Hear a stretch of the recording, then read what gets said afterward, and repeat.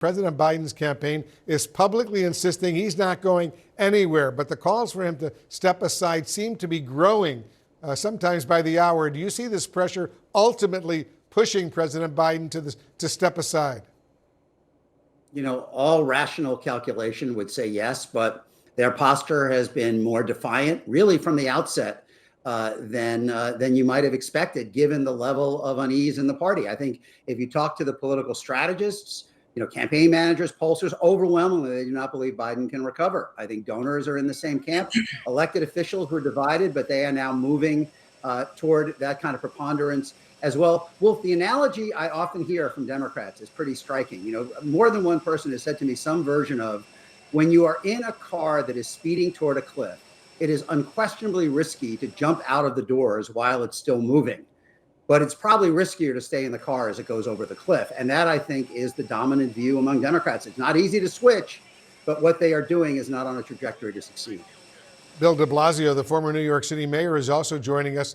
Mayor, sources are telling CNN that former Speaker Nancy Pelosi actually played a role in Congresswoman Lofgren's call for Biden to step aside. Another source described the president as being, quote, seething at Nancy Pelosi right now. How remarkable do you think all of this is?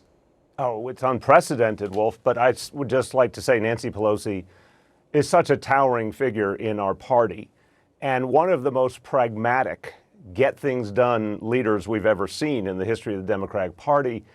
And so it does not surprise me, even if she's being careful about it publicly, if she believes that, to use Ron's example, we're in that car about to go off the cliff, it would not be in the nature of Nancy Pelosi to stand back and watch the car crash.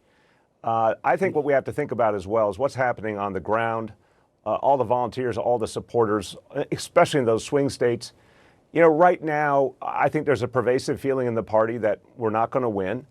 And there's going to be a lot of energy for the idea of let's do something different. And I would add not just about who our candidates are, we also need to get a message, because right now, our message is primarily, we're not Donald Trump, and to some extent we're fighting for a woman's right to choose, but we're not really presenting the American people with a bigger positive vision of where we want to go.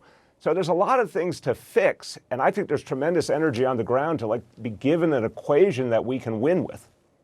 S.E. Cupp, the current House Democratic leader, Hakeem Jeffries, is also not discouraging members from continuing to speak out against President Biden's candidacy. So should we expect to see even more defections coming up in the coming days? And can President Biden actually overcome all of this? That's what I'm hearing from Democrats when I talk to them. You mentioned Zoe Lofgren's letter. It was devastating, I thought.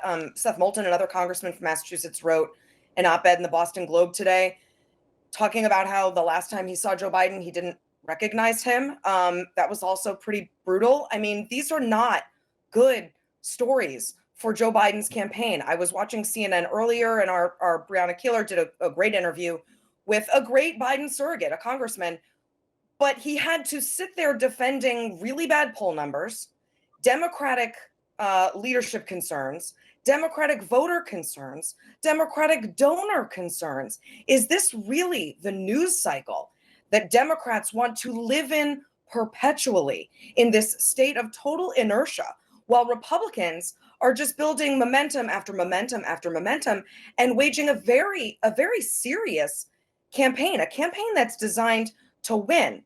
I hope Biden gets the message from these Democrats that increasingly this campaign is looking like a vanity project.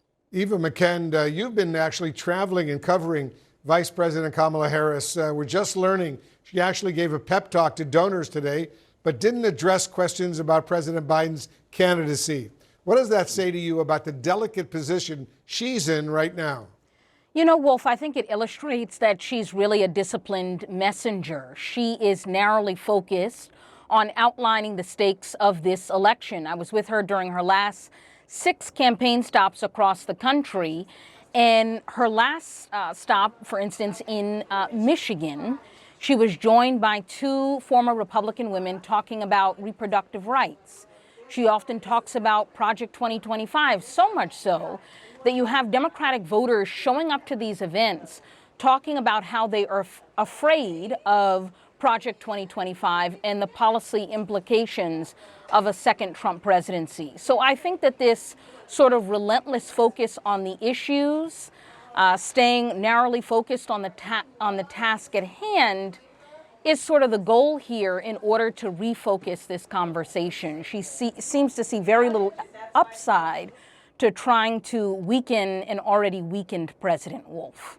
Interesting. Ron, is the Trump campaign actually ready for a possible change in the Democratic ticket? And how much of their current strategy is centered on President Biden being their foil?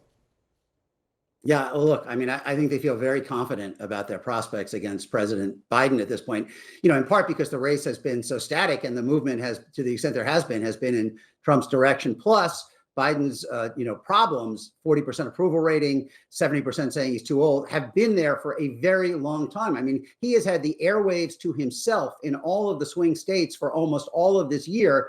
And his job approval rating in polling that's been out in the last couple of days is no higher in them than it is nationally, despite all of that money. I think they tried to focus on Harris, some at the convention, but in both parties, I think there's a recognition that Harris just shakes up the deck. Her floor might be lower. She wasn't a great candidate in 2020. It might not work out, but her ceiling almost certainly could be higher, particularly with a vice president that generates some excitement. Gretchen Whitmer, Josh Shapiro, Mark Kelly. I think Democrats, as the mayor said, would feel a real burst of energy not having to defend this difficult situation they're in. I want to go back to Bill de Blasio. Mayor de Blasio, how do you think Trump's speech last night at the Republican convention in Milwaukee and his position in this race right now is actually impacting President Biden's thinking on whether he should stay or leave the race? Look, I want to believe that President Biden and the people around him are objective and they're looking at facts, even though it's a very difficult and painful decision and a lot of emotion. There's a lot of facts to look at here. And by the way, I don't agree with the Republicans, but they did manage their convention very well, and they got a message across. Now, I think your question about the speech, I would say the beginning of the speech was exactly what Donald Trump should be doing more if he wanted to try and bring in those swing voters, particularly those suburban women voters who really will decide this election. But he couldn't help himself. After 6 or 7 minutes of trying to be a unifier, his better angels flew away. And he went back to an hour and a half of complaint and rambling, negative, nasty complaints. So I think the challenge here for Trump is that he really can't get away from that essential persona. If you're Joe Biden watching that, I'm sure it's tempting to say, hey, we can regain a foothold. But in the end, I go back to the point that I think all of those Democrats, all those folks out there who want to win desperately need to believe we can win. And they don't see it right now. And if they were given a little hope and a little possibility of winning, I think it creates a tremendous groundswell of energy that puts us right back in this game.